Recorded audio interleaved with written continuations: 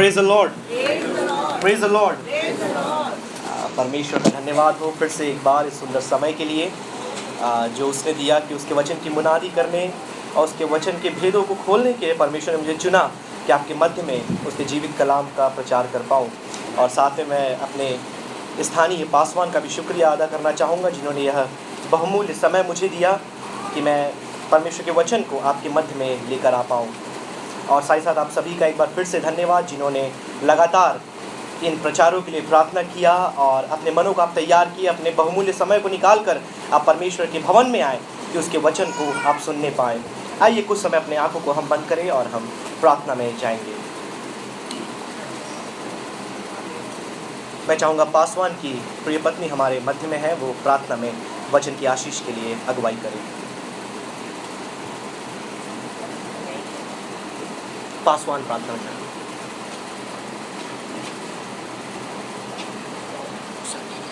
अच्छा,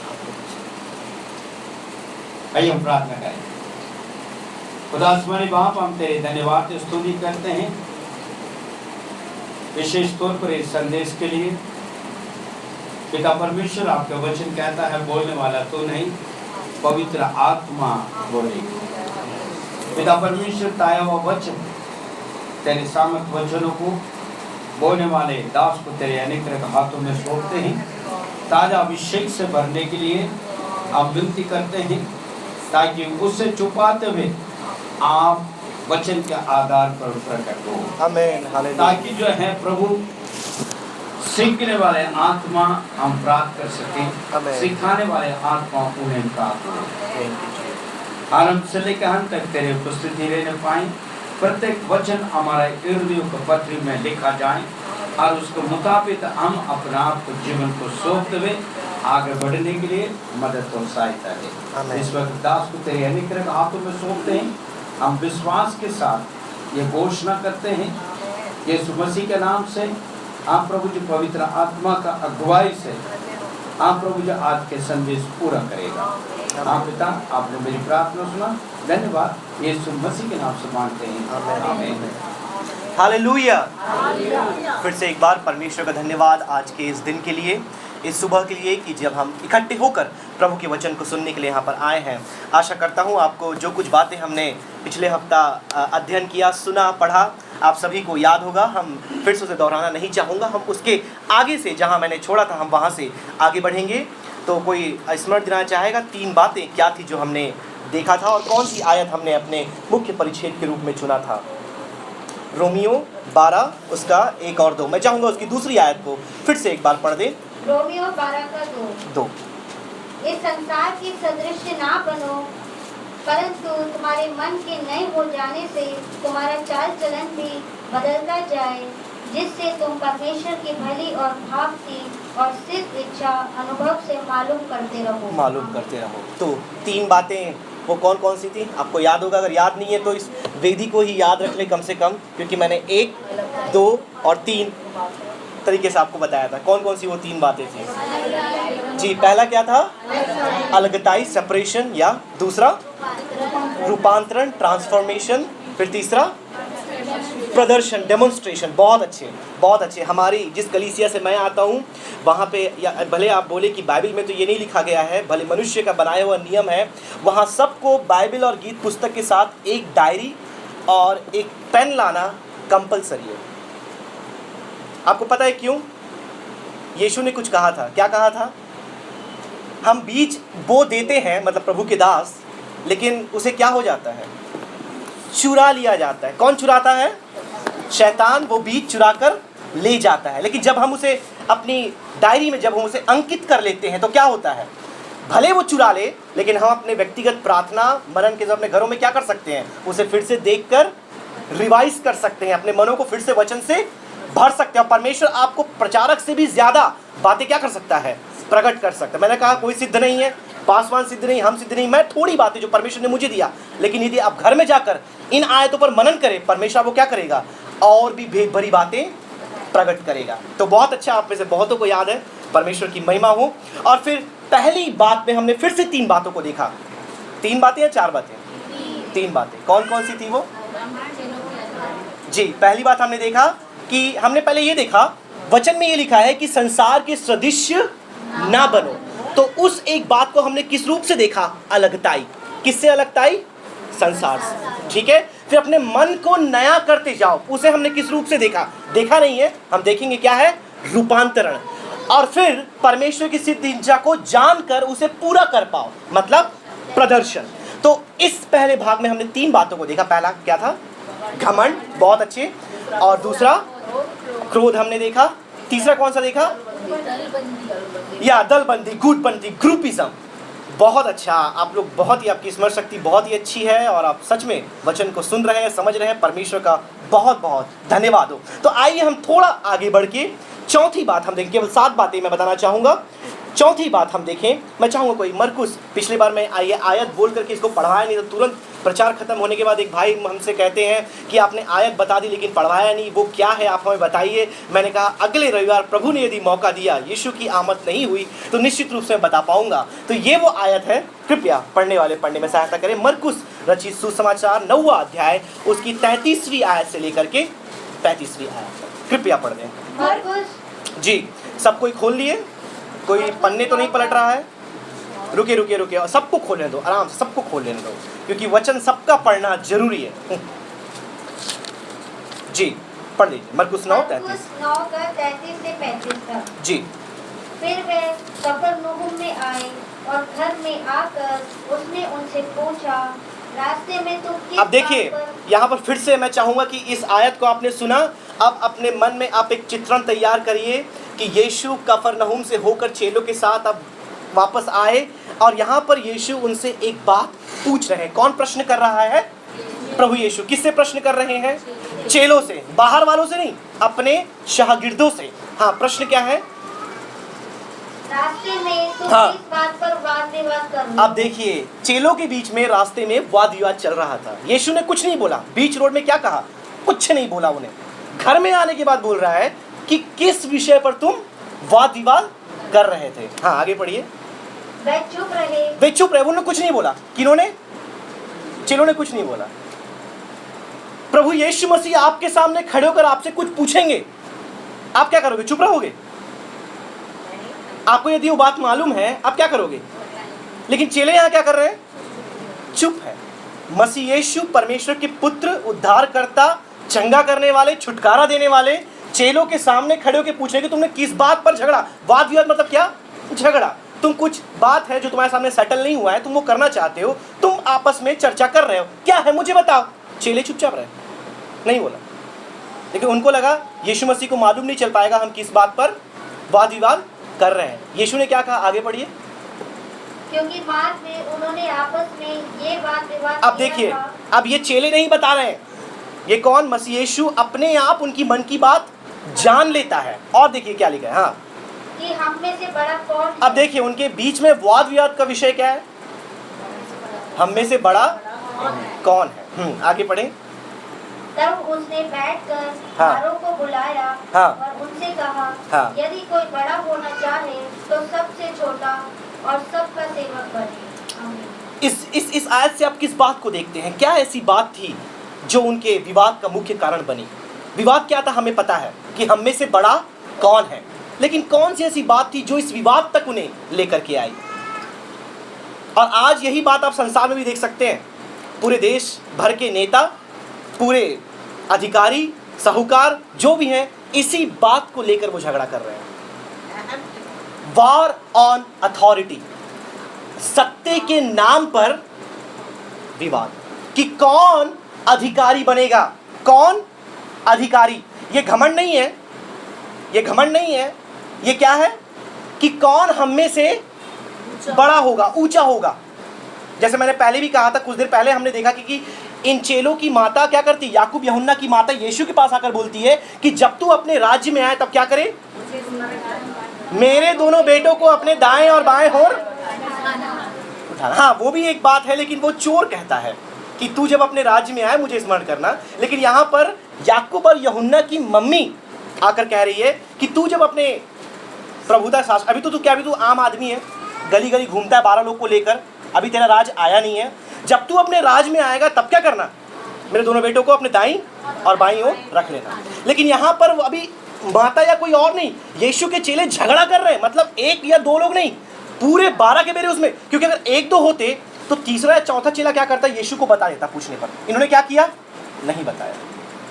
कई बार हम भी ऐसा ही करते हैं, हमारे मध्य में हम ऐसा प्रयास करते कि ये हम में से ऊपर कौन आएगा, सत्ते पर कौन आएगा, अधिकार पर कौन आएगा। और ये किसका स्वभाव है, सांसारिक लोगों का। तो इसलिए मैंने कहा कि हम ये जो बात सीख रहे हैं, हम किसी सांसारिक लोगों से नहीं सीख रहे, हम किनके जीवन से सीख रहे हैं, यीशु के चेलों के जीवन से। मतलब कौन, विश्वासी, अन्य जाति नहीं। कौन थे वो, विश्वासी थे। और मैंने पहले ही आपसे कहा कि यीशु के साथ बिताया गया एक दिन हमारे विश्वासी जीवन के 20 वर्षों से ज्यादा महत्वपूर्ण है। अब सोचिए, यीशु के साथ 24 घंटे रहने वाले, सारे चमत्कारों को देखने वाले इस बात को नहीं समझ पाए कि अधिकार की बात केवल परमेश्वर जानता है। ये हमारे हाथों में नहीं है, ना ही हमें क्या करना है, इसकी चाह रखनी है। कुछ लोग ऐसा बोलते हैं, दीनाकरण जी हमारे बीच से कूच कर चले गए और परमेश्वर के बाजू जाके वो क्या कर दिए, बैठ गए। वो तो ना दीनाकरण को मालूम है, अब मुझे लगता कि यीशु को छोड़ किसी और को, परमेश्वर को छोड़ यीशु को भी मालूम होगा, क्योंकि यीशु मसीह ने क्या कहा, ये सारी बातें परमेश्वर को पता है, मुझे भी पता नहीं। लेकिन संसारिक बुद्धि वाले लोग, बड़े छोटा बात करने वाले लोग क्या करते हैं, एक अच्छा परमेश्वर दास मर जाता है तो बोलते हैं ये परमेश्वर के बाजू जाके बैठ गए। उसकी परवाह किसको है, हमारा जीवन अभी कैसा है, हमें उसकी चिंता करना है। कौन यीशु के आजू बाजू बैठेगा, उसकी परवाह किसको पड़ी है, केवल उसी को जिसके अंदर क्या है, सांसारिकता है। क्योंकि संसार के लोग यही चाहते हैं, जो लोग ऑफिस में काम करते हैं, दफ्तरों में काम करते हैं, जो लोग राजनीतिक के दलों में हैं, अलग अलग जगहों पर हैं, उनका प्रयास कैसे होता है कि मैं कैसे अपने आगे वाले को पीछे कर मैं उसके ऊपर चले जाऊं। ये वास्तविकता है। इसको हम क्या बोलते हैं, स्पिरिट ऑफ कंपटीशन, प्रतियोगिता की आत्मा, एक दूसरे को नीचा दिखाना, अपने आप को उनसे ऊपर करना। चेलों के अंदर वो बात थी मेरे प्रियो।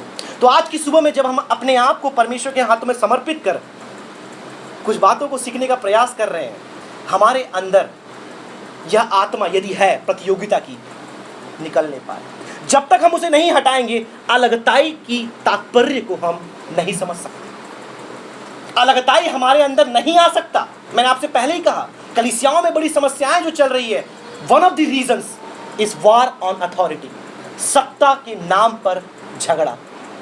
यदि कलीसियाओं की पोल खोलना हो तो कई बातें बताने के लिए, लेकिन ठीक नहीं होगा सार्वजनिक रूप से इन बातों को यहाँ पर बोलना। लेकिन आप में से बहुत लोग परिपक्व विश्वासी हैं, इन बातों को समझ सकते हैं।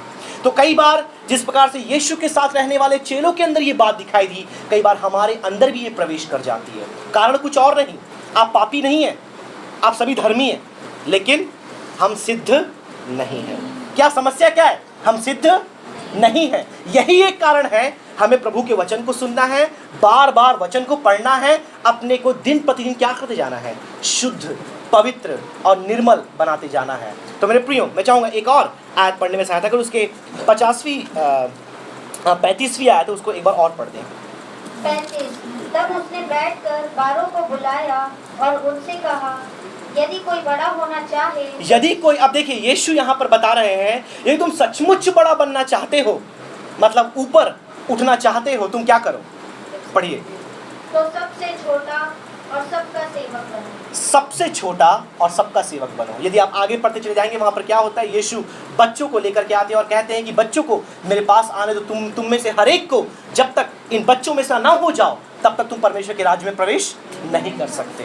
तो यही मेरी बात मेरे प्रियो आज की सुबह में हमें सीखने की आवश्यकता है, जो हम यीशु के चेलों के जीवन से सीखते हैं कि कैसे प्रभु के साथ रहकर भी अपने मन से जो वार ऑन अथॉरिटी, सत्ता के नाम पे जो उनकी चाहत है, जो इच्छा है, जो झगड़ा है, अपने आप को अलग नहीं रख पाए। लेकिन परमेश्वर का वचन हमें सिखाता है मेरे प्रियो, हमारे जीवन से ये भावना दूर हटनी चाहिए। आइए हम जल्दी आगे बढ़ के अगली बात को हम देखें। मैं चाहूँगा मत्ती रचित सुसमाचार 16वां अध्याय उसकी 21वीं से लेकर 23वीं आयत तक पढ़ दें। मत्ती रचित सुसमाचार उसका 16 अध्याय 21 से लेकर 23 तक। मत्ती 16 का 21 से 23 तक। उस समय से यीशु अपने चेलों को बताने लगा, अवश्य है कि मैं यरूशलेम को जाऊं और पुरनियों और प्रधान याजकों और शास्त्रियों के हाथ से बहुत दुख उठाऊं और मार डाला जाऊं और तीसरे दिन जी उठूं। इस पर पतरस उसे अलग ले जाकर झगड़ने लगा, हे प्रभु, परमेश्वर ना करे तेरे साथ ऐसा कभी होगा।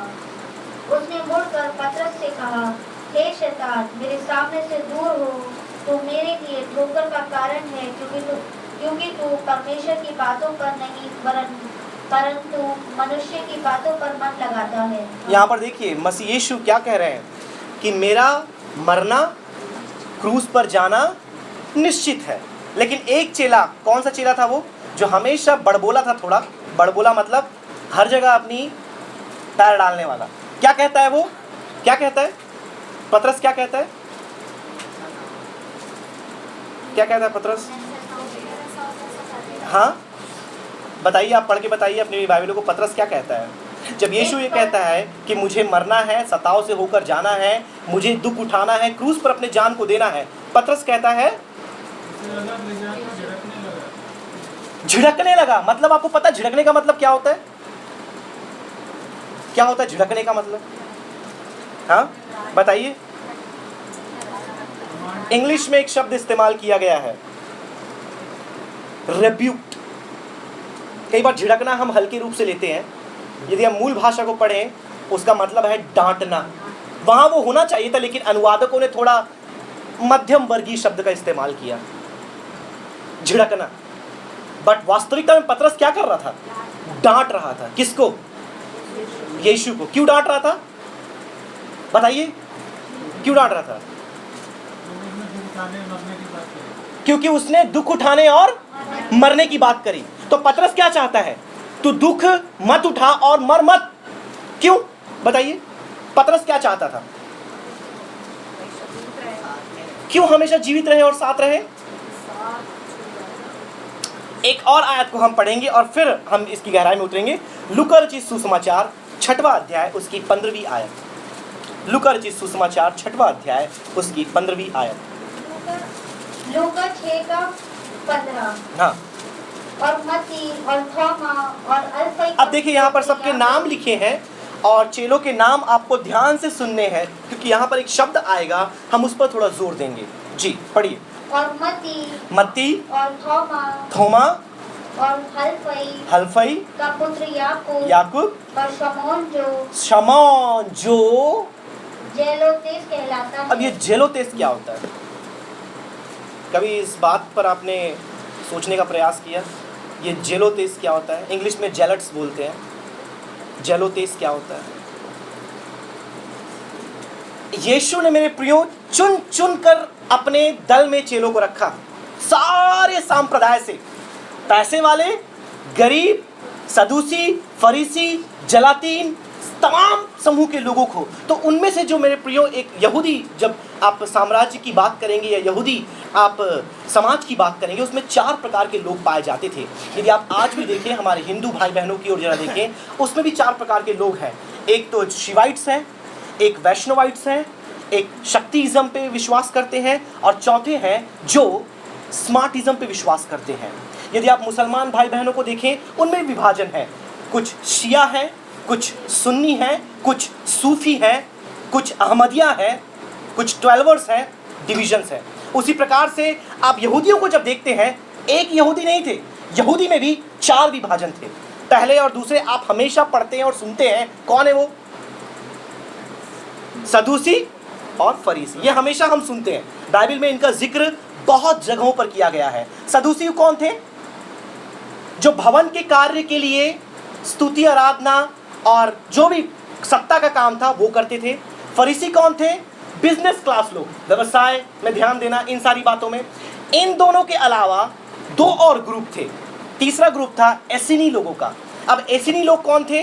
ये लोग वो थे जो समाज छोड़कर संतों के समान पहाड़ों पर, कोनों पर लोगों से अलग, बगैर विवाह किए अपना जीवन बिताते थे।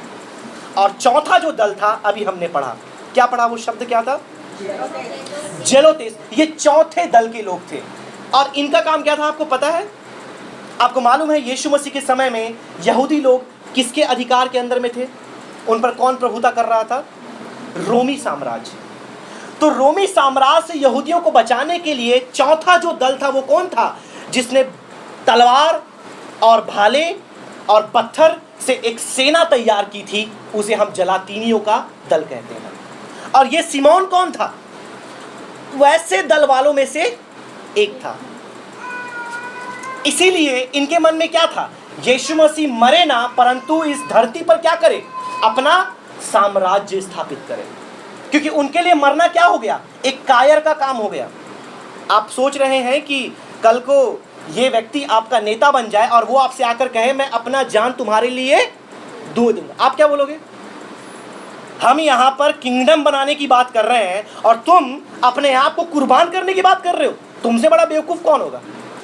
हम यही बोलेंगे ना। तो जब यीशु के बारे में पतरस ने सुना और भी चेलों ने सुना, सबने मुंह नहीं खोला, पतरस ने मुंह खोला क्योंकि वो मुंह खोलने में आगे था। लेकिन सोचा सभी चेलों ने कि यीशु जिसे हमने अपना अगुआ बनाया, जो यहाँ पर संसार में अपने राज्य को स्थापित करने वाला है, रोमियों के हाथ से हमें बचाने वाला है, अभी क्या बात कर रहा है? अपने आप को मारने का। तो अगली बात हम क्या सीखते हैं मेरे प्रियो चेलों से कि सांसारिक साम्राज्य, हम इस धरती पर क्या करते हैं? अपने राज्य की स्थापना करने का प्रयास करते हैं। और ये बात हम कैसे देख सकते हैं? सांसारिक लोगों को जरा गौर करें, वो एक घर बनाएंगे, 2 घर बनाएंगे, 3 घर बनाएंगे, 4 घर बनाएंगे और पैसा मिला तो घर बनाते ही रहेंगे। 1-2 पहिया लेंगे, 2-2 पहिया लेंगे, कम पड़ गया 4 पहिया ले लेंगे, 2 ले लेंगे, 3 ले लेंगे, 4 ले लेंगे, लाइन लगा देंगे। तो हर एक बातों में वो क्या करते जाते हैं? अपने जड़ को संसार में मजबूत करते जाते हैं, बिल्कुल इन चेलों के समान। चेले नहीं चाहते कि यीशु मरे, क्योंकि वो ये सोचते हैं हमारा यीशु हेरोदेस और पिलातुस के समान क्या बन जाए? एक नेता बन जाए और हम उसके दाएं बाएं बैठकर सत्ता करें। तो इसे हम कहते हैं सांसारिक साम्राज्य। और हम में से बहुतेरे कई बार इसी सांसारिक साम्राज्य को स्थापित करने के लिए काम कर रहे हैं। हमको यीशु के साम्राज्य से मतलब, यीशु ने क्या कहा? सबसे पहला जब उसने प्रार्थना सिखाया अपने चेलों को, पहला कथन क्या था उसमें? बताइए। हे हमारे पिता, बहुत अच्छा, वो तो शुरुआत है। उसके बाद प्रार्थना निवेदन में पहली बात क्या थी? तू जो स्वर्ग में है, पहली प्रार्थना विनती थी तेरा राज्य। यहाँ चेले किसका राज्य चाहते थे? अपना राज्य, सांसारिक राज्य, जिसे हम किंगडम कहते हैं। क्योंकि यदि आप इतिहास को पढ़ें, सबसे पहला किंगडम था हमारे यूनानी लोगों का। यूनानियों के ऊपर अटैक किया रोमी लोगों ने, रोमियों पर अटैक किया बारबेरियंस ने, बारबेरियंस अटैक किया किसी और ने, और आज हम सब इंडिपेंडेंट कंट्रीज बन गए हैं 2000 सालों के बाद।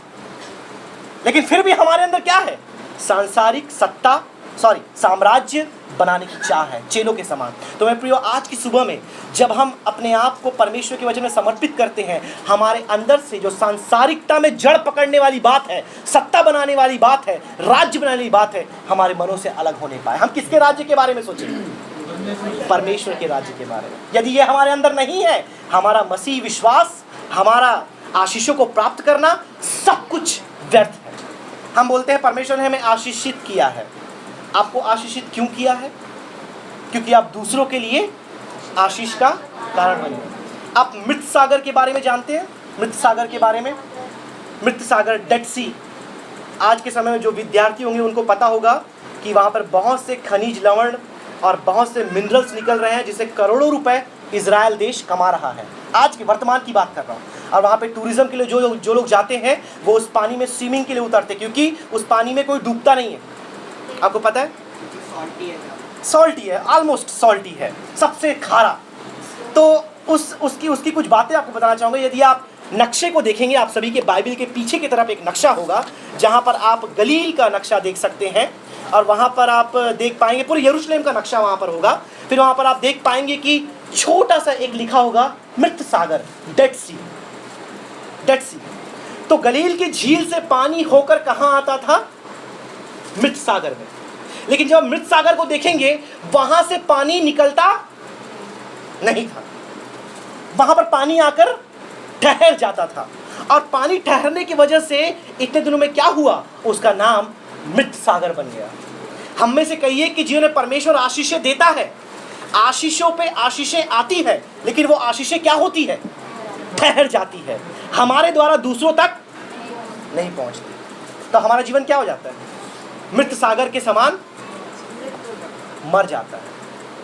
हम बड़े घमंड से गवाही देते हैं कि परमेश्वर ने हमें क्या किया? आशीषित किया। हमें बहुत अच्छा लगता है कलीसिया में खड़े होकर एकदम बोला, अरे बाप रे, परमेश्वर ने यहाँ नौकरी लगा दी, मुझे ये दे दिया, मुझे वो दे दिया, हमारे बच्चों का ये हो गया, वो हो गया। लेकिन हमने दूसरों के लिए क्या किया, ये हम कभी नहीं बताते, क्योंकि हम थोड़ा सा करते हैं ना, कैसे किसी को बताएंगे? अगर ज़्यादा करोगे दिख जाएगा।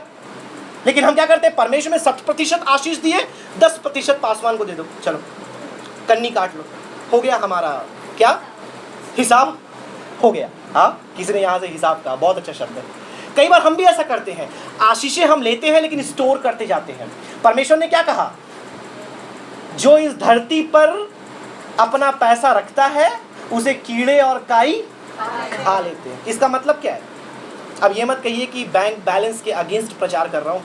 बीमा कराओ, बैंक बैलेंस रखो, लेकिन पता करो कितना रखना है। कीड़े खाने तक नहीं रखना है। अगर कीड़े खाने तक पहुँच रहा है, निकाल के जरूरतमंद को दे दें। आपकी खुद की कलीसिया में लोग भूखे मर रहे हैं और हम ऐशो आराम की जिंदगी जी रहे हैं। इसलिए कलीसिया में एक विभाजन को हम देख सकते हैं, जो निम्न दर्जे के लोगों का एक दल और इलीट्स, अमीरों का एक दल, वो अलग और वो अलग। आप देख सकते हैं हर कलीसियाओं में ये चीज़ आपको दिखाई देगा मेरे प्रियो। लेकिन मसीह यीशु हमें क्या सिखाते हैं? यीशु के चेले हमें क्या सिखाते हैं? कि हमारे अंदर ये जो सांसारिक जड़ पकड़ने वाली या साम्राज्य की बात है, यीशु ने क्या किया? बहुत अच्छी बात, आगे पढ़िए। यीशु ने पतरस को क्या कहा?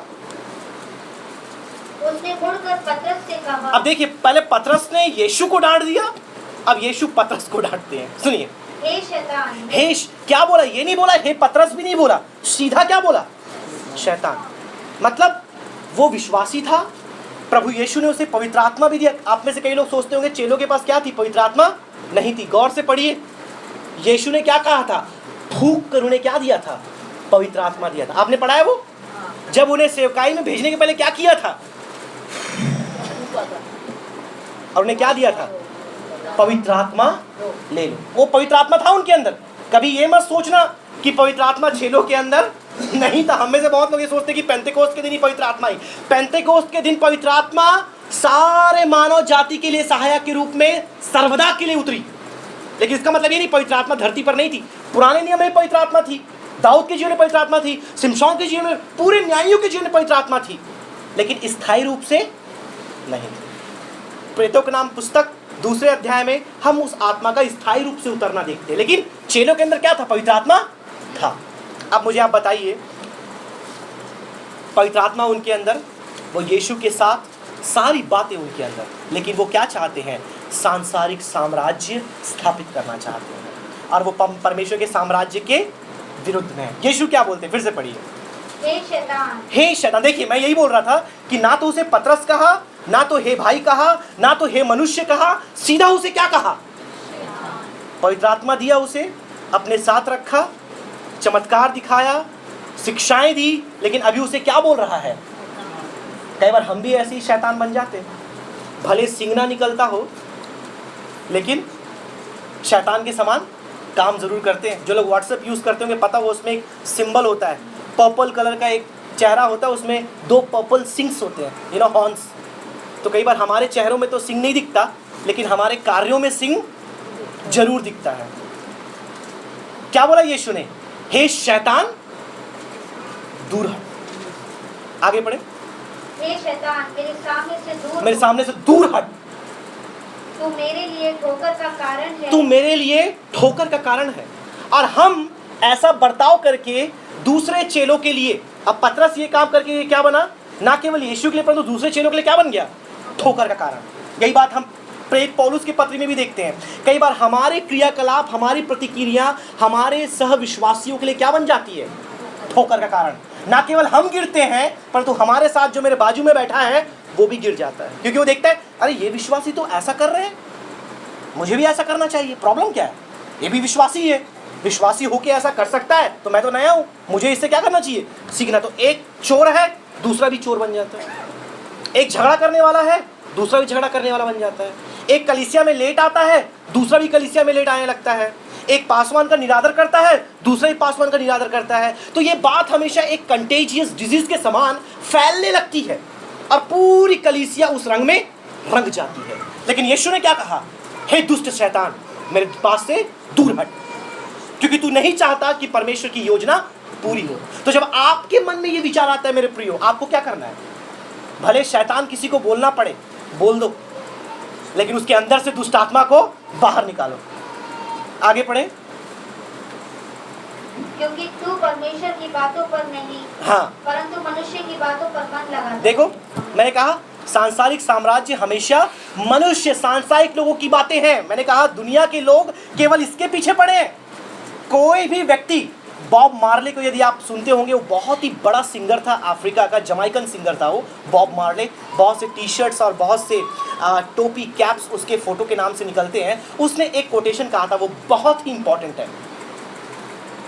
यदि आप पैसे से संतुष्ट होना चाहते हैं, आप कभी नहीं हो सकते, क्योंकि पैसा एक नंबर है एंड नंबर नेवर एंड्स। गिनती कभी खत्म होती है क्या? 1 2 3 4 5 आप खत्म कर सकते हैं गिनना? आप खत्म हो जाएंगे, लेकिन गिनती खत्म नहीं होगी। तो पैसा क्या है? पैसा नंबर है।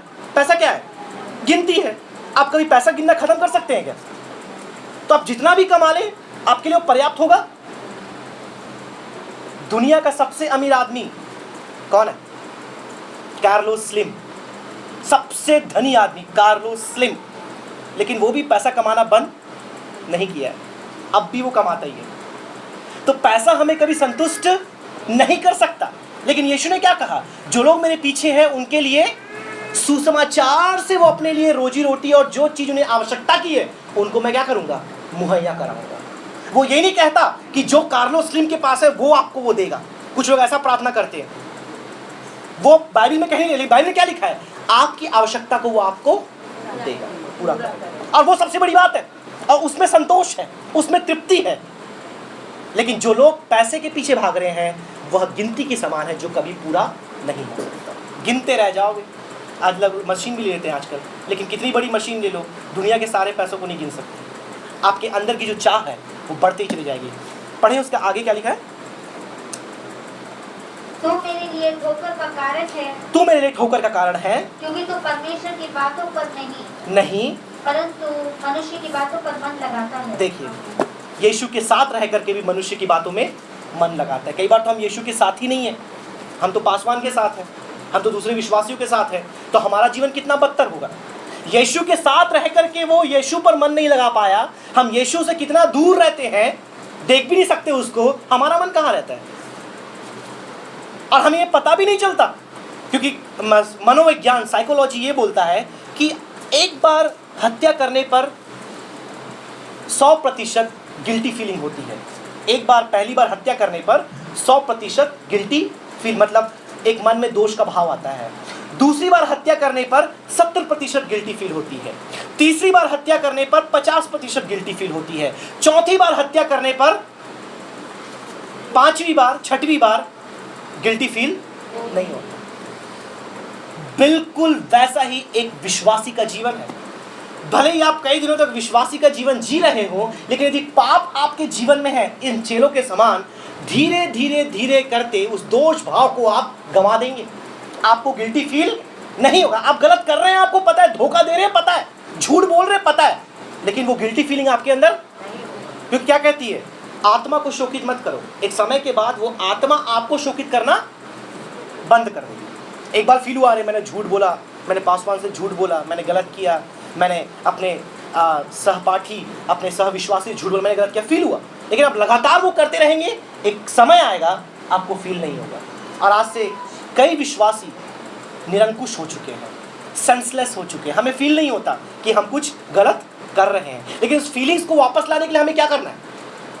मैं ये नहीं कह रहा कि आप होपलेस बन चुके हैं, मतलब आशाहीन हो चुके हैं, आप नहीं हुए हैं, आप आशा के भरे हुए हैं। आपको करना क्या है?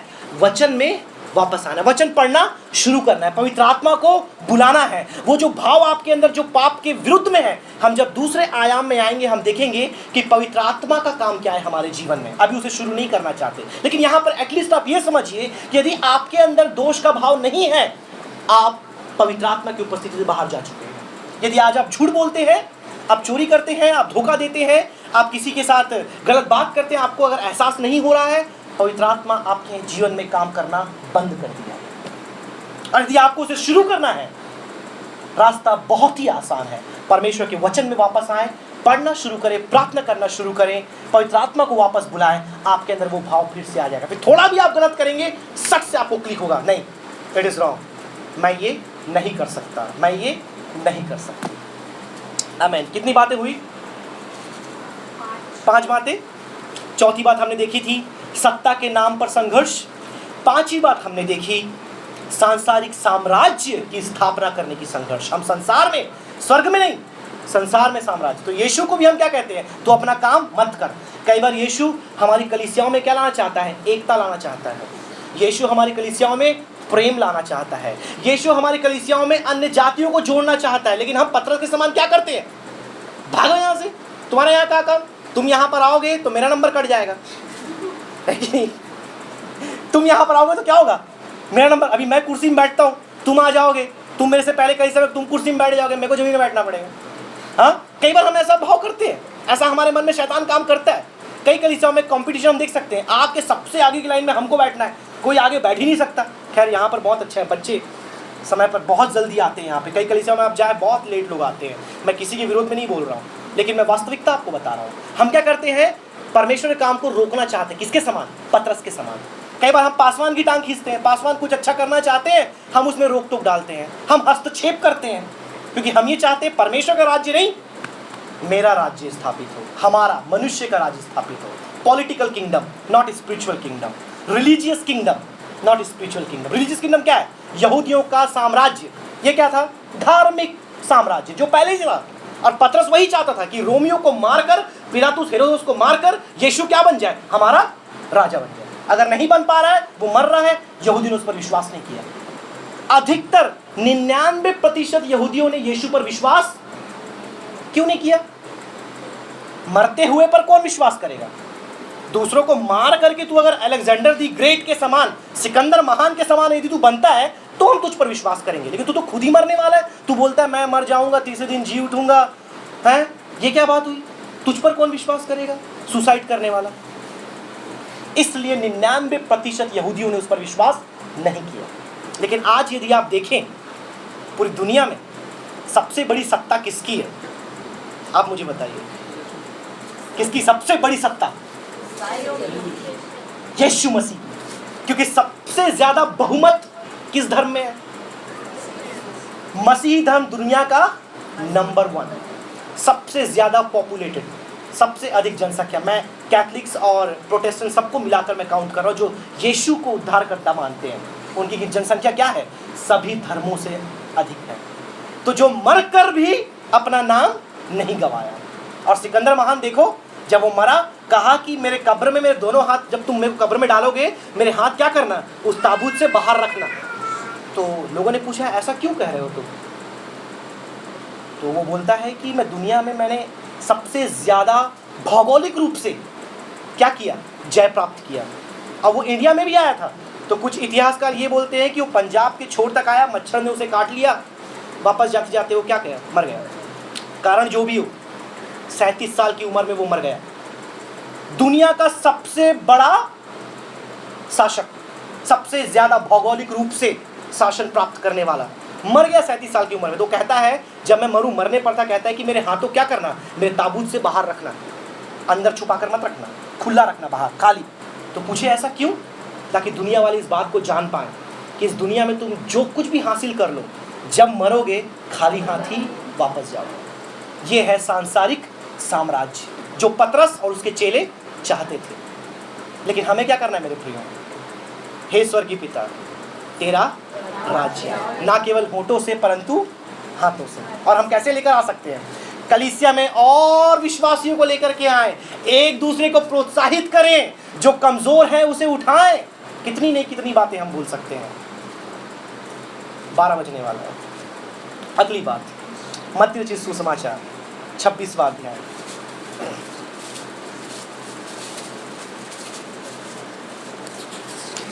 उसकी 31वीं आयत से लेकर, मत्ती 26 उसका 31। मत्ती 26:31।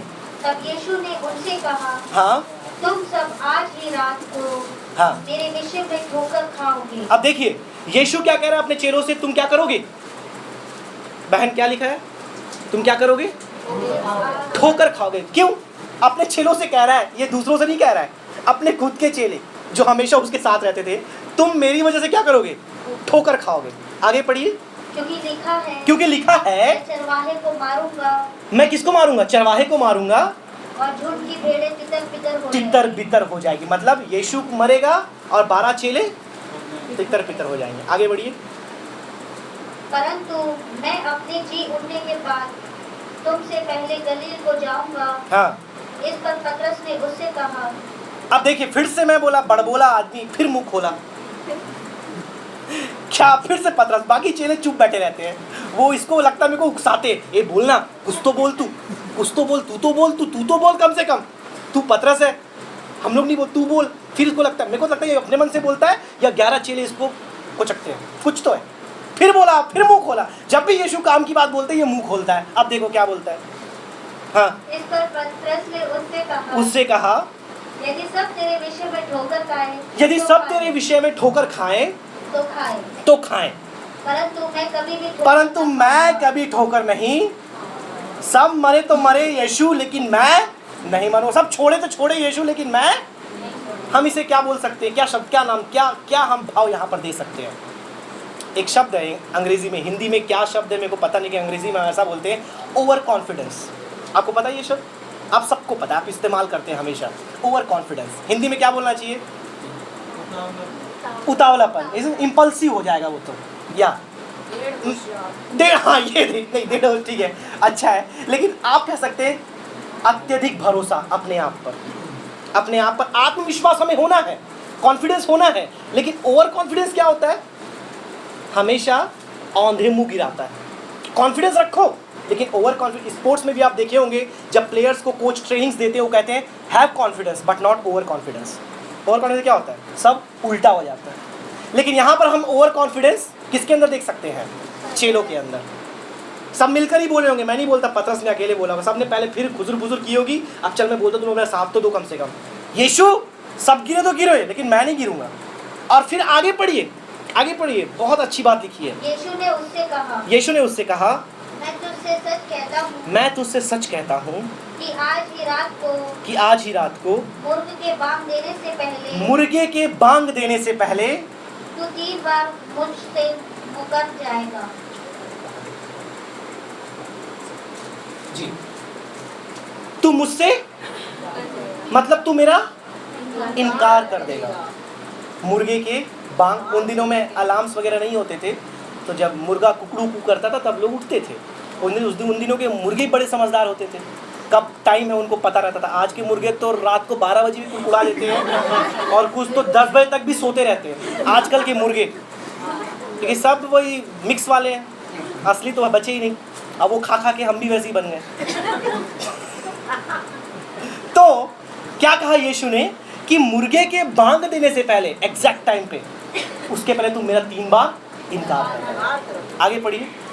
पतरस ने उससे कहा, किससे? ये फिर पतरस, अब भी उसको चेत नहीं आई।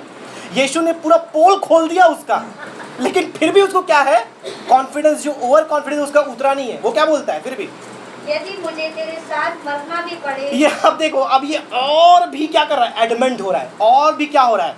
दिखा रहा है अपने आप को सारे चेलों के सामने, मैं तुम्हारा नेता हूँ। और देखो नेता कैसे स्पीच देता है, और बहुत सी बात बोला होगा। यहाँ तो जगह नहीं है लिखने के लिए, इसलिए एक लाइन लिखा है। क्या पतरस कहता है? यदि मुझे तेरे साथ मरना भी पड़े। अब देखो, पहले ये बोला सब छोड़े छोड़े मैं नहीं छोड़ूंगा, लेकिन अब ये बोल रहा है सब मरे तो मरे, मैं भी मरूंगा, मरना भी पड़े तो मरूंगा। और उसके बाद देखिए क्या लिखा है, तो भी मैं तुझसे कभी ना मुकरूंगा। हाँ आगे आगे। और ऐसा ही अब देखिए, ये ना केवल पतरस ने कहा, परंतु आगे क्या लिखा है? सब चेलों ने कहा। लो, सबकी पोल खुल गई। अब तक हम केवल पतरस को ही दोष देते थे, वचन के अनुसार बताइए, ना केवल पतरस, फिर से पढ़ो उस आयत को, ऐसा ही सब चेलों ने भी कहा। ऐसा सभी चेलों ने कहा कि सब मुकरे तो मुकरे, हम नहीं मुकरेंगे, तू मरे तो मरे, तेरे साथ हम भी मर मिटेंगे। आजकल बहुत से रोमियो जूलियट्स और हीर रांझा को हम देख सकते हैं जो इन कथनों को कहते हैं, चाहे पर्दे पर या फिर वास्तविक जीवन में, कि कुछ भी हो जाए हम साथ में मरेंगे, रहेंगे, मरना पड़े तो मरेंगे, रहना पड़े तो रहेंगे। फिर 1 साल के बाद आप उनको देखेंगे भी नहीं, एक उत्तर भारत में तो दूसरा दक्षिण भारत में। वास्तविकता है। यहाँ तक कि जो रोमियो और जूलियट की स्टोरी आपको पता है, खैर अभी तो समय नहीं है बताने का, लेकिन वो यहाँ पर बहुत ही इंपॉर्टेंट, कभी और समय मिला तो मैं बताऊंगा आपको वास्तविक स्टोरी का प्लॉट क्या है। शेक्सपियर ने इसे लिखा है। बहुत बार हमें गलत रूप से वो कहानी बताई जाती है, वास्तविकता कुछ और है उस कहानी की। तो मेरे प्रियो, यहाँ पर हम एक बात देख सकते हैं, वो है ओवर कॉन्फिडेंस। हम अपने आप पर इतना भरोसा करते हैं, अपने आप को इतना बेहतर दिखाते हैं, चाहे यीशु के सामने हो या किसके सामने, लोगों के सामने। इतनी आत्मिकता, ओवर स्पिरिचुअल। स्पिरिचुअल हमें होना है, ओवर स्पिरिचुअल नहीं होना है। अति आत्मिक, बाइबल में कहीं ये शब्द इस्तेमाल नहीं किया गया है अति आत्मिक। बाइबल में लिखा है आत्मिक बनो। बुद्धि आत्मा दोनों का इस्तेमाल करो, लेकिन आजकल लोग बुद्धि छोड़ केवल आत्मा और अति आत्मा, और कुछ लोग के अंदर तो आत्मा ही नहीं, पूरी मानसिकता और सांसारिकता, दोनों एक्सट्रीम हमारे बीच में देखा जा सकता है। लेकिन यीशु क्या कहते हैं, तुम मेरा इनकार करोगे, तुम क्योंकि मनुष्य हो मनुष्य ही रहोगे, परमेश्वर बनने का प्रयास मत करो। लेकिन पूरे 12 चेले क्या कहते हैं, हम तेरे साथ मरेंगे। अब बाद में क्या होता है, हम मुझे बताने की जरूरत नहीं है, आप सबने जीसस फिल्म देखा ही होगा, यदि बाइबल नहीं पढ़ा है तो। बाइबल तो आपने पढ़ा होगा, लेकिन कुछ लोगों ने नए जो विश्वास में है जीसस फिल्म तो देखा होगा। क्या होता है, 3 बार पतरस और बाकी के लोग तो मछली पकड़ने भाग जाते हैं। क्या होता है, यीशु इधर मरा और वो उधर तालाब में, छोड़ के भाग गए यीशु को। यीशु यहाँ कोड़े खा रहा है, वो मुंह नहीं दिखा रहे, छुपे बैठे हैं किसी कोने में। बाइबल में जिक्र नहीं किया गया उनका। जब यीशु दुख भोग रहा था, उसे क्रूस पर चढ़ाया जा रहा था, पतरस का जिक्र है, वो प्रयास किया यीशु के पास आने का, लेकिन जहां देखा कि सेना के लोग वहां पर है, बोला ये कौन है, मैं तो जानता भी नहीं इसको, तुम क्या बात कर रहे हो। एक बोलता है अरे ये तो यीशु के साथ उसके टोली में था, बोलता है क्या बात कर, दिमाग खराब है तुम्हारा, ये कौन है, मैं क्या जानता इसको, भागा वहां से। फिर दूसरा पकड़ा रहे, हाँ ये यीशु के साथ था, अरे बाबा क्या बात करो, तुम्हारा आँख का इलाज कराओ, चश्मा वश्मा लगाओ, मैं कहाँ यीशु के साथ, मारो इसे। वो भी बोला 2 और मार। मानवीय स्वभाव है ये, मानवीय प्रवृत्ति है। लेकिन कई बार हम क्या करते हैं, ओवर कॉन्फिडेंस से भर जाते हैं, अपने आप को दूसरों के सामने, दूसरे चेलों के सामने बेहतर दिखाने के लिए क्या करते हैं, ओवर कॉन्फिडेंस का प्रदर्शन करते हैं, अपने घमंड को हम दिखाते हैं कि मैं दूसरों से बेहतर हूँ। तो प्रियो, आज की सुबह में आप इस बात को जान लें कि आप इंसान हैं, और अपनी सीमितताओं को, अपने लिमिटेशंस को हम पहचानें। हम पतरस और चेलों के समान ना बने। जब यीशु कुछ कह दिया कि मैं मरूंगा और तुम मुझे छोड़ोगे, मतलब वो होकर रहेगा, उसके ऊपर दूसरा कोई मत नहीं है। तो हमें ओवर कॉन्फिडेंस, अत्यधिक आत्म भरोसे से हमें बाहर निकल करके आना है। अंतिम बात हम देखेंगे और समाप्त करेंगे। कौन कौन सी बात हमने देखी? पहली बात कौन सी देखी हमने? क्रोध। पहली बात हमने देखा क्रोध। दूसरी बात हमने देखा घमंड, हाँ। फिर दलबंदी, गुटबंदी, सत्ता के नाम पर संघर्ष। फिर क्या देखा हमने? सांसारिक साम्राज्य स्थापना करना और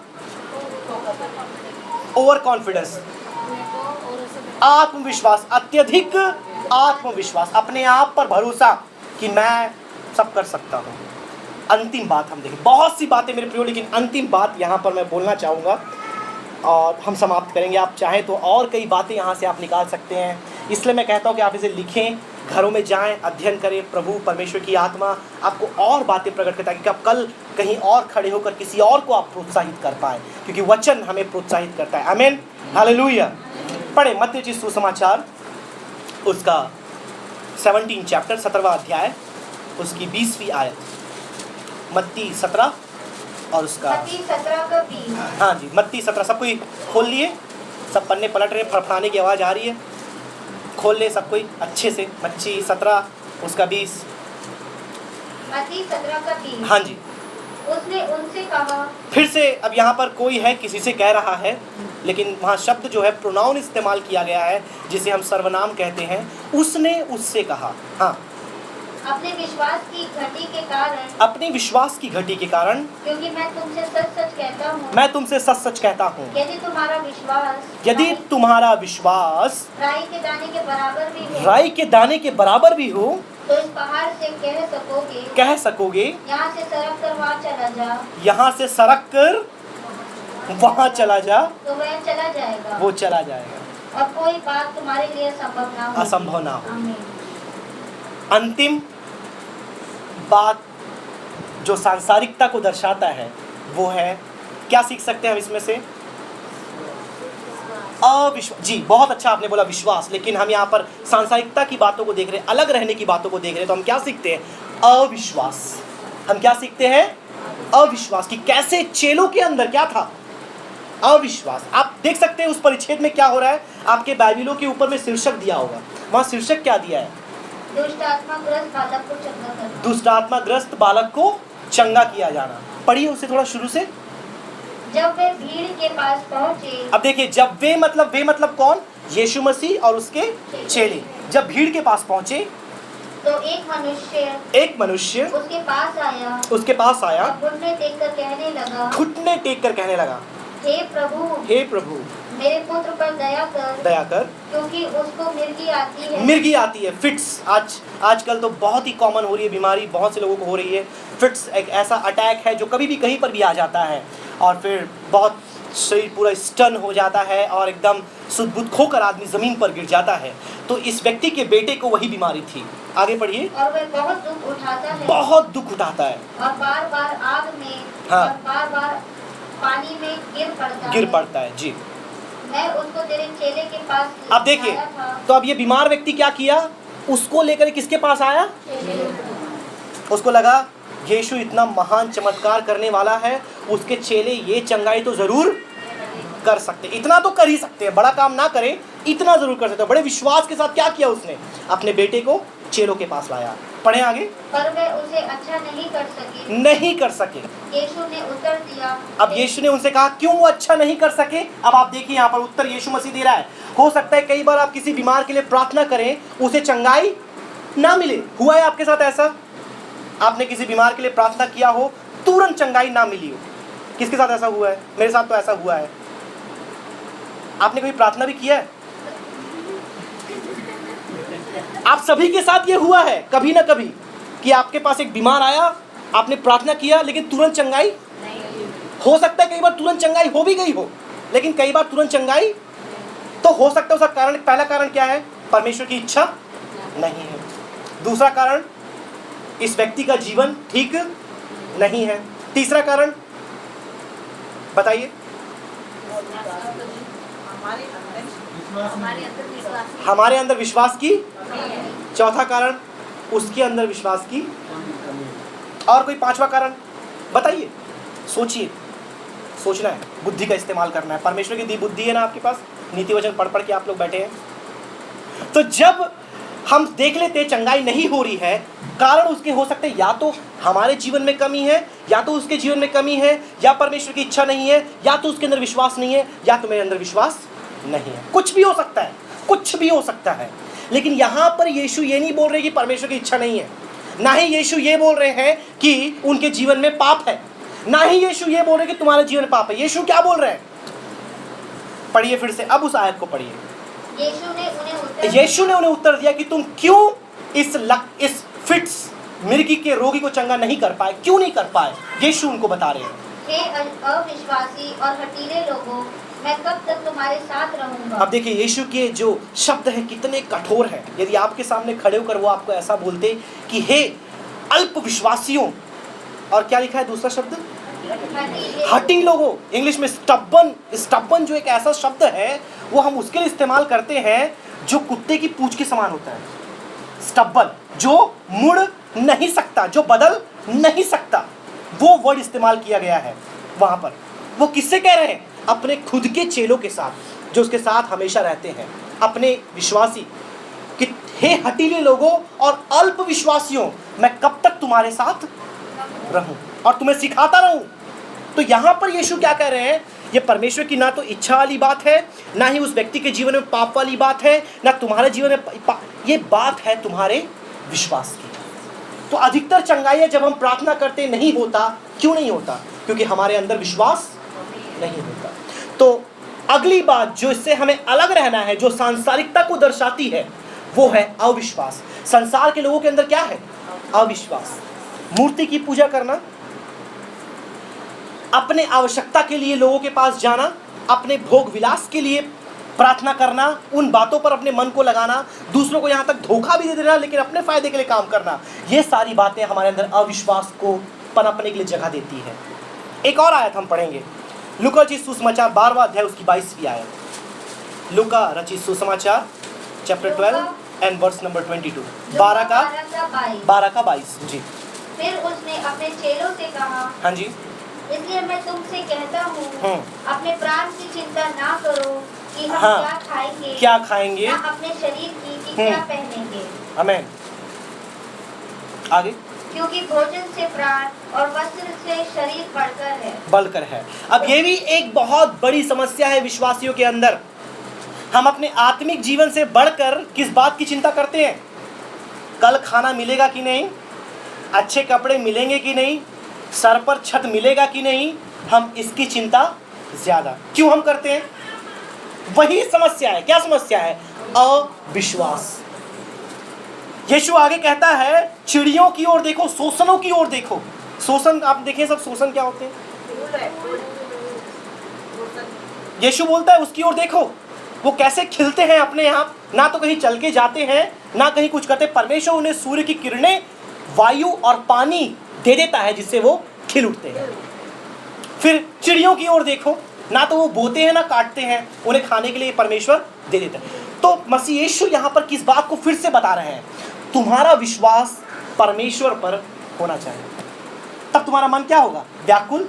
भले आप 2000 की नौकरी करते हो या आप 2 लाख की नौकरी करते हो, यदि आपके अंदर अविश्वास है तो दोनों समयों में आप इस बात की चिंता करें। किस बात की चिंता करेंगे? खाने, पहनने और छत की। चाहे आप 2 लाख कमाते हो या 2000 कमाते हो। और यदि आपके अंदर विश्वास है यीशु के ऊपर, चाहे आप ना भी कमाते हो, आपका सारा भरोसा किस पर होगा?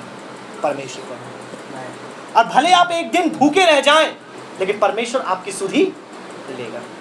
पौलुस क्या कहता है? हम तो भूखे नंगे और गरीब हैं, लेकिन दूसरों को क्या करते हैं? धनवान बना देते हैं। रोमी की पत्री में लिखा है, वो कहता है हमारे पास पहनने को नहीं, लेकिन हम दूसरों क्या करते हैं? धनवान बना देते हैं। मतलब क्या? आपके अंदर परमेश्वर की आत्मा काम करती है। आप अपने पैसों से, अपने अधिकार से, अपने ओहदों से लोगों को प्रभावित नहीं करते। आप किससे प्रभावित करते हैं? आपके अंदर जो परमेश्वर क्या सामर्थ है, जो उसका गुण है, जो उसका टैलेंट है, जो उसका अभिषेक है, उससे आप लोगों को क्या करते हैं? अमीर बना देते हैं। आमीन, आमीन। तो भले हम किराए के मकान में रहते हैं, लेकिन लोगों के लिए प्रार्थना करते हैं, उन्हें मकान मिल जाता है। हमारे घर में रात को क्या खाएंगे पता नहीं, लेकिन लोगों के लिए प्रार्थना करते हैं, उनके यहाँ बिरयानी बन जाती है। आमीन। ऐसा हुआ आपके साथ?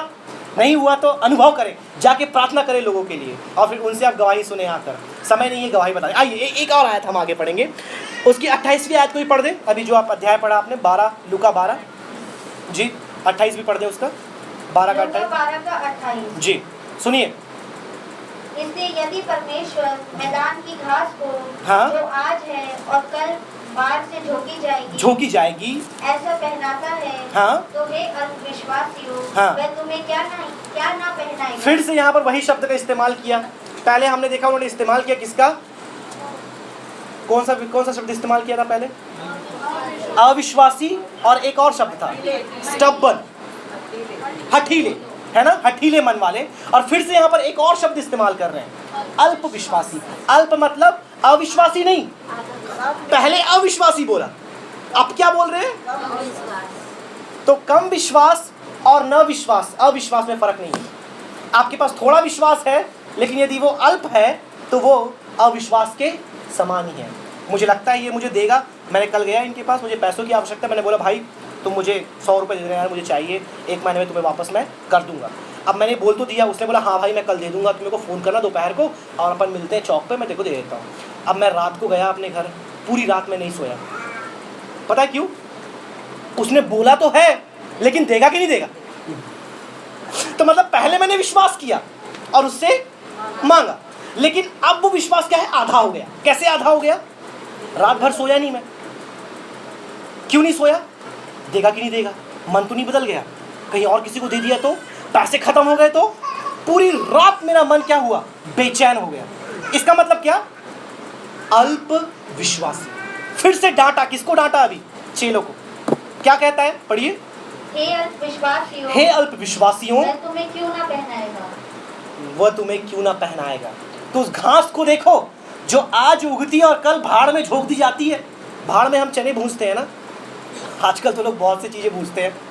तो जो घास है आज उग रही है और कल सूख के आग में डाल दी जाएगी। तो तुम लोग जो उसके बच्चे, जो उसके बेटी और बेटियां विश्वासी स्वर्गराज्य के वारिस हो, चुनी हुई प्रजा हो, तुम्हें क्यों ना पहनाएगा। देखिए कितनी, मुझे लगता है प्रभु यीशु मसीह बड़े दुख के साथ इस बात को चेलों कह रहे थे, बड़ी वेदना के साथ, क्योंकि इसमें भाव प्रकट नहीं होते ना। क्योंकि हम जब पढ़ते हैं आयत को, हम वहाँ पर मुंह नहीं देख रहे हैं यीशु मसीह का कैसा है, लेकिन शब्दों को देखकर हम क्या कर सकते हैं, उनके चेहरे के भाव को पहचान सकते हैं कि यीशु मसीह कितना दुख से इस बात को कहे होंगे कि मेरे साथ तुम रहने वाले हो, दिन रात घूम रहे हो, देख रहे हो कैसे चंगाइयाँ मैं कर रहा हूँ, लेकिन तुम अपने पेट के लिए, अपने कपड़े के लिए परेशान हो। क्योंकि यीशु उनके मन को पढ़ लिया था, उनके मन को पढ़ लिया था। आइए एक आयत हम और पढ़ेंगे, मरकुस 4:40। 5 मिनट और बचे मेरे पास, चिंता मत कीजिए, बिल्कुल समय में समाप्त करूंगा मैं। वचन के बाद मुझे कोई प्रकाशन नहीं मिलता। मरकुस 4:40। हाँ जी। और उसने हाँ। कहा, तुम क्यों डरते हो? तुम क्यों डरते हो? क्या तुम्हें अब तक विश्वास नहीं? क्या तुम्हें अब तक विश्वास नहीं? आपको पता है वहां पर क्या हो रहा है? शीर्षक क्या लिखा है आपके बाइबलों के ऊपर, बताइए। आंधी। वहाँ एक, आप सबको एक कहानी बहुत अच्छे से पता है, हो सकता है क्रिसमस या न्यू ईयर में आपने एक ड्रामा भी देखा होगा चर्च के जवानों के द्वारा कलीसियाओं में, कि कैसे आंधी आती है, चेले घबरा जाते हैं, यीशु तकिया लगा के सो रहा है।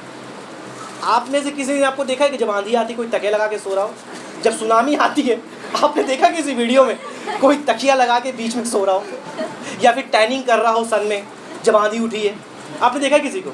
इतनी बार सुनामी आया, अभी हाल में फिर से भी आने की आशंका थी, हो सकता है परमेश्वर चाहे तो रुका हुआ है। कोई सोता हुआ देखा आपने किसी को ऐसे हालातों में? लेकिन यीशु क्या कर रहे हैं वहाँ पर? मस्त तकिया लगा के सो रहे हैं। चेले यहाँ पर फिर से यीशु क्या कहते हैं, शांत करते हैं आंधी और तूफान को। क्या बोलते हैं चेलों को? हे, फिर एक शब्द वहां पर आया है, पढ़िए। और उसने कहा, तुम क्यों डरते हो? हाँ। क्या तुम्हें अब तक विश्वास नहीं? क्या तुम्हें अब तक विश्वास नहीं? इतने दिन हो गए, इतना सब कुछ देखा, अब तक, मतलब अब तक का मतलब बहुत गहरा है मेरे प्रियो। मैं आपके लिए अब तक का इस्तेमाल नहीं कर सकता, क्योंकि मैं आपसे पहली बार मिला, दूसरी बार मिला, आपको मैं नहीं जानता, आप मुझे नहीं जानते। मैं आपके लिए अब तक का इस्तेमाल नहीं कर सकता। अब तक का इस्तेमाल कौन कर सकता है? जो आप तक, आपके साथ कई दिनों से आपको वो बात बार बार बता रहा है, और बोल रहा अब तक तुझे समझ नहीं आया ये बात मैं कब से तुझसे कह रहा हूँ। और यीशु देखिए उसी एक भाव के साथ, उसी एक रेज के साथ, एक प्रकार का जो कहना चाहिए क्रोध तो नहीं, लेकिन एक ऐसा दुख के साथ चेलों से कह रहे हैं कि तुम कैसे अब तक इस बात को नहीं समझ पाए कि आंधी के बीच में जब मैं सो रहा था, मैं तुम्हारे विश्वास को परख रहा था। तुम्हें शांत होना चाहिए, प्रार्थना करना चाहिए। तुम्हारा मन व्याकुल हो गया। पतरस तो कूदने का तैयारी कर रहा था, अब कूदू और भागू मैं यहाँ से, ये डूबे तो डूबे। मछली पकड़ने वाला था, तैरना आता था उसको, है ना, लेकिन वो भी डर गया। मतलब तैर के भी उसका काम नहीं चलेगा, तो पहले कूद के भाग गया होता उसको। अपनी आंखों को बंद करें। परमेश्वर ने अनुग्रह दिया कि हम पहले भाग को समाप्त कर पाए। परमेश्वर ने कई एक बातें हमें इन दिनों में सिखाया, ना केवल आपके लिए परंतु मेरे व्यक्तिगत जीवन के लिए। क्योंकि मैं जब इस वचन को तैयार कर रहा था, परमेश्वर की आत्मा ने मुझसे बातें की, कई बातें मेरे जीवन में जो है परमेश्वर ने प्रकट किया। और मैं आशा करता हूँ कि हम में से हर एक के आत्मिक जीवन के लिए परमेश्वर के वचन की बातें बहुत ही ज़्यादा लाभप्रद है। यदि आप में से किसी को ऐसा लगता है कि आपके जीवन में ये बातें, यह क्रोध, यह घमंड, यह ईर्ष्या, यह सांसारिक साम्राज्य की बातें, सांसारिक सत्ता की बातें, अधिकार की बातें, अविश्वास, ओवर कॉन्फिडेंस, भय यदि आपके अंदर है, परमेश्वर की आत्मा को अपने जीवन में बुलाए मेरे प्रियो। अपने आप को आप श्रेष्ठ विश्वासी बना सकते हैं। आप यीशु की दाहिनी ओर जाकर बैठ सकते हैं, लेकिन आप उसकी परवाह ना करें। आप ये परवाह करें कि क्या आपका जीवन लोगों के सामने नहीं परंतु परमेश्वर के सामने क्या अलगताई का है। हमारा मुद्दा अभी भी वही है मेरे प्रियो, अलगताई का जीवन। परमेश्वर का वचन कहता है रोमियो की पत्री 12वां अध्याय उसकी 2री आयत में, संसार के सदृश्य ना बनो। और हमने इन दिनों में देखा कि संसार क्या है। यह 7 बातें सांसारिकता को दर्शाती है। और यदि हमें अलगताई का जीवन जीना है, उसके सदृश नहीं बनना है, इन 7 बातों से हमें अलग करना है मेरे प्रियो। जब तक हम इन 7 बातों से अलग नहीं होंगे, हमारे अंदर रूपांतरण शुरू नहीं हो सकता। आगे की आयत में लिखा है, तुम्हारे मन के नए हो जाने से तुम्हारा चाल चलन भी बदलता जाए। वहां तक हम नहीं पहुंच सकते मेरे प्रियो, जब तक हम इसे नहीं छोड़ेंगे। वो तो अगला चरण है जो पवित्र आत्मा की अगुवाई में हमारे जीवन में आता है मेरे प्रियो। किसी की ओर ना देखें, सभी अपने आंखों को बंद करें, केवल अपने अपने मनों को जांचें मेरे प्रियो। पवित्र आत्मा ने हम में से हर एक के साथ बात किया। प्रार्थना करें अपने लिए और अपने बाजू वाले के लिए। यदि आप जानते किसी का जीवन इस खराई के साथ, इस अलगताई के साथ नहीं है, उनके जीवन में सांसारिकता है, आप अपने लिए और उनके लिए प्रार्थना करें मेरे प्रियो। क्योंकि जब तक हम एकजुट नहीं होंगे, जब तक हमारे अंदर एकता नहीं आएगी, हमारी कलीसिया नहीं बढ़ेगी मेरे प्रियो। परमेश्वर का राज्य नहीं आएगा मेरे प्रियो। हम केवल अपने राज्य के लिए ही लड़ते रह जाएंगे मेरे प्रियो। तो अपने अपने जीवन के लिए प्रार्थना करें मेरे प्रियो। यदि कोई चाहता है कि इन 7 बातों को अपने जीवन में लाए और हम मिलकर उनके लिए प्रार्थना करें, कोई भी नहीं देख रहा, सबकी आंखें बंद है, अपने हाथ को आप ऊपर उठाएं। केवल परमेश्वर आपका गवाह होगा, पवित्र आत्मा आपका गवाह होगा कि आपने पूरी जमात के सामने अपने हाथों को उठाकर इस बात को जाहिर किया है। हम आपके लिए प्रार्थना करना चाहेंगे। अपने हाथों को ऊपर करें। यदि एक भी बात आपके जीवन में पाई जाती है, यदि आपको लगता है कि आपके अंदर ये कमी है, आप अब तक उससे संघर्ष कर रहे हैं, आप उस पर जय पाना चाहते हैं, यदि आपके अंदर अब तक नहीं आए मेरे प्रियो, आज की सुबह परमेश्वर आपसे बात कर रहा है। हम सभी अपने दिलों को खोल दें मेरे प्रियो। हम सभी अपने दिलों को खोल दें। अपने दिलों को खोलकर परमेश्वर ने एक एक बात खोल कर रख दे कि वह हमें बताने पाए कि हमें अलगताई का जीवन कैसे जीना है। वचन हमारे हाथों में है, पवित्र आत्मा हमारे जीवन में है, और हमें परिवर्तन की उस दूसरे चरण तक हमें पहुंचना है मेरे प्रियो। यदि परमेश्वर ने चाहा तो भविष्य में आगे की 2 जो बातें हैं निश्चित रूप से हम देख पाएंगे। लेकिन तब तक के लिए आप अपने आप को तैयार करें। इन दिनों में, इस हफ्ते में आप अपने आप को तैयार करें, अलगताई का जीवन आपके अंदर में आने पाए। मैं प्रार्थना निवेदन करूंगा पासवान कलीसिया के जिन लोगों ने अपने हाथों को उठाया है उनके लिए प्रार्थना करें, और आप भी सब एक दूसरे के लिए प्रार्थना करें मेरे प्रियो। परमेश्वर का धन्यवाद, परमेश्वर का धन्यवाद। प्रार्थना के साथ प्रार्थना करें। परमेश्वर आपके हृदय को परिवर्तन करें। तमाम बातों को हमने वचन के आधार पर सुना है। Thank you Lord, hallelujah. परमेश्वर भी आपका हृदय में बात करता है। आपने वचन